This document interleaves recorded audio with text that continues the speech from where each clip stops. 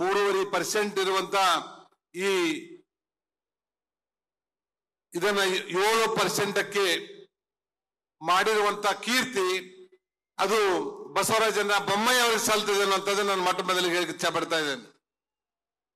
ಇದೊಂದು ರಾಜಗೌಡರು ಬಹಳಷ್ಟು ಸಲ ಹೇಳ್ತಿರ್ತಾರೆ, ಇದೊಂದು ಜೇನು ಕೂಡ ಇದ್ದಾಗಿತ್ತು.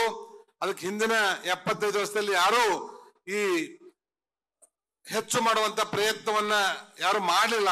ಆದ್ರೆ ಬಸವರಾಜ ಬೊಮ್ಮಾಯಿಯವರು ಇದರ ಪ್ರಯತ್ನವನ್ನು ಮಾಡಿ ಅತ್ಯಂತ ಹಿಂದುಳಿದಿರುವಂತ ಸಮಾಜ ಎಲ್ಲದರಲ್ಲಿ ಸಹಿತ ಮುಂದೆ ಬರಬೇಕನ್ನುವಂಥದಕ್ಕೆ ಅನುಕೂಲ ಮಾಡಿಕೊಟ್ಟಿರುವಂತ ಕೀರ್ತಿ ಇದು ಬಸವರಾಜನ ಬೊಮ್ಮಾಯಿ ಅವರಿಗೆ ಮತ್ತು ಅವರ ಮಂತ್ರಿ ಮಂಡಳಿಗೆ ಸಲ್ತಾ ಇದೆ ಅನ್ನೋ ಮಾತನ್ನ ಈ ಸಂದರ್ಭದಲ್ಲಿ ಹೇಳ್ತೇನೆ. ಆದ್ಮೇಲೆ ನಾನು ಒಂದು ಮಾತನ್ನ ಹೇಳಿ ನಾನು ಮಾತು ಮುಗಿಸ್ತೀನಿ. ರಾಜ್ಯ ಮತ್ತು ಕೇಂದ್ರ ಸರ್ಕಾರದಲ್ಲಿ ಸಾಕಷ್ಟು ಅನುಕೂಲತೆಗಳು ಈ ಸಮಾಜಕ್ಕೆ ಸಿಗ್ತಾ ಇದೆ.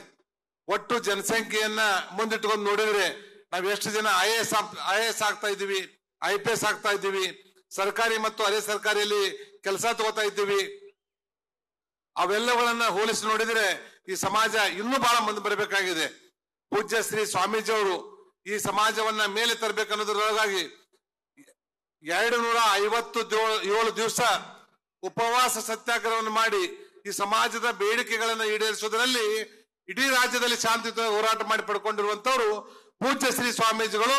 ಅದಕ್ಕಾಗಿ ನಿಮ್ಮೆಲ್ಲರ ಪರವಾಗಿ ವೈಯಕ್ತಿಕವಾಗಿ ಅವರಿಗೆ ಕೋಟಿ ಕೋಟಿ ಧನ್ಯವಾದಗಳನ್ನ ಈ ಸಂದರ್ಭದಲ್ಲಿ ನಾನು ಹೇಳ್ತಾ ಇದ್ದೇನೆ. ಆತ್ಮೇಲೆ ಸಮಯದ ಅಭಾವದಿಂದ ನಾನು ಮಾತಾಡ್ಲಿಕ್ಕೆ ಹೋಗುದಿಲ್ಲ.